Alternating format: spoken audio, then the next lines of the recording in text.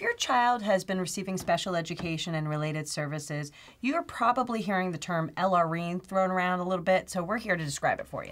Well, LRE stands for the least restrictive environment, and I find that there's a lot of confusion over this term, the least restrictive environment. What is the least restrictive environment? And Jen is going to start by giving some historical perspective of how the LRE came into being. Right. So the reason we even have the federal IDEA, the Individuals with Disabilities Education Act, is that in 1975, Congress passed this law. It was not called that then, but it's now called IDEA, that allowed students with disabilities the right to attend their public high schools, their public elementary schools, their public middle schools, which sadly, prior to that time, only 1975, there was no legal entitlement to do. And who fought for that law? Parents. Parents of children with disabilities fought for that law, as well as adults who had disabilities fought hard for that law. And the LRE provision, the least restrictive environment provision, is really the cornerstone of that entitlement. And what it's saying is that children who have disabilities, to the maximum extent appropriate, should be educated with children who do not have disabilities. We didn't want warehousing. We didn't want seclusion. And we still don't. Happening. Which is exactly what was happening. We wanted kids to be who have disabilities to be able to go to their local school and be successful there. Right. And you know, when I was in junior high school, I will never forget that there was a very long corridor, and at the end of the corridor, the door said, the trainables.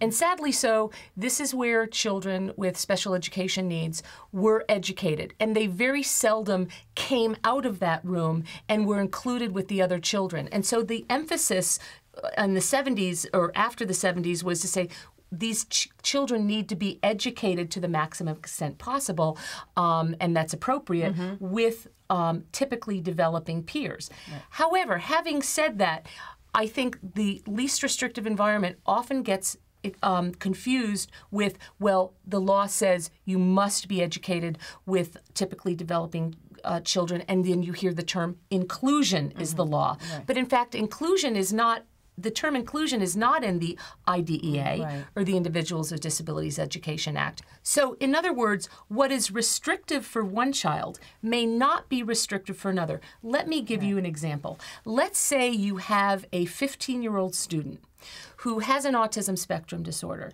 and is completely nonverbal, cannot read, cannot write, and basically has needs to learn functional skills. Right.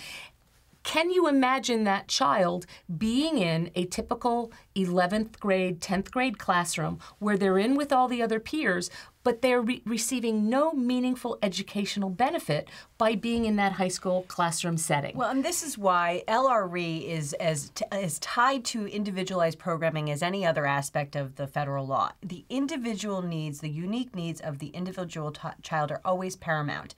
And so the language says the least restrictive environment appropriate to meet that child's needs. The IEP always has to offer an appropriate program. So for one child, what might be appropriate is an incredibly restrictive program, as you're describing. Right. For another child, what might be appropriate is basically a mainstream program with maybe a half an hour a week of counseling support and some special education instruction. It depends on the kid. And the IDEA envisions a continuum of appropriate alternative placements. And that continuum goes from very restrictive, including hospital placements, to very, very mainstream programs, less restrictive programming right within the neighborhood school that you would attend if you did not have a disability. And it depends on the individual needs of the child. The inclusion problem that we're running into is that LRE is the mandate. Inclusion is an approach of how we include children with disabilities.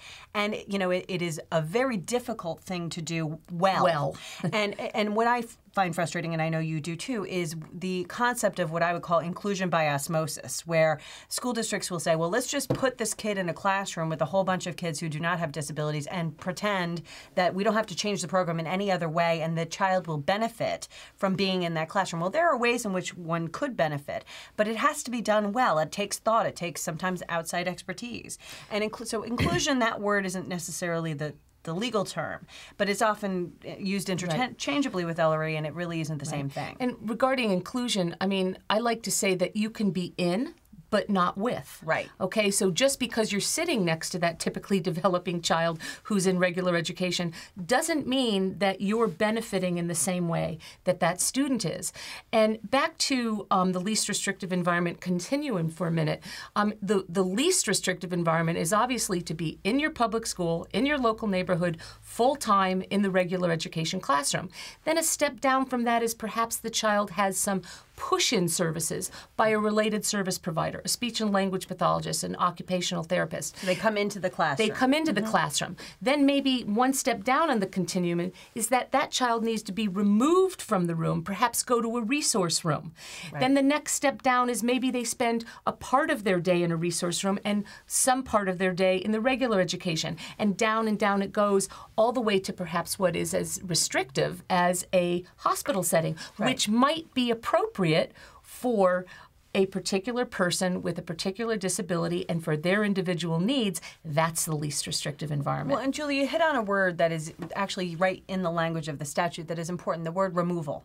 And the whole point of LRE is that we shouldn't be removing kids from their public program that they would normally attend if they didn't. Ideally,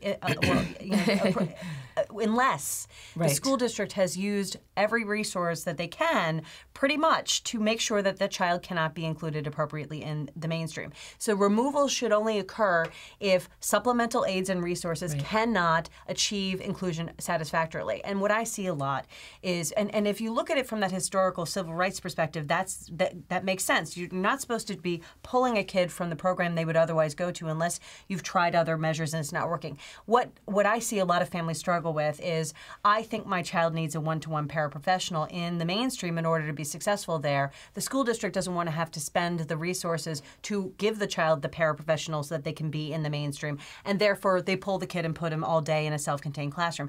That really doesn't meet the spirit of the IDA and certainly doesn't comply, in my view, with LRE unless they've made some effort to try that measure. And if in fact you have that conversation where somebody says to you, well, the law is inclusion. Well, the law is an inclusion, and while we all would like to strive for inclusion, the child has to be appropriately included. Getting back to FAPE, free appropriate public education, there's that word appropriate again, which people can sometimes get into disagreement about. But I think the most important thing is to know the difference between inclusion and the least restrictive environment.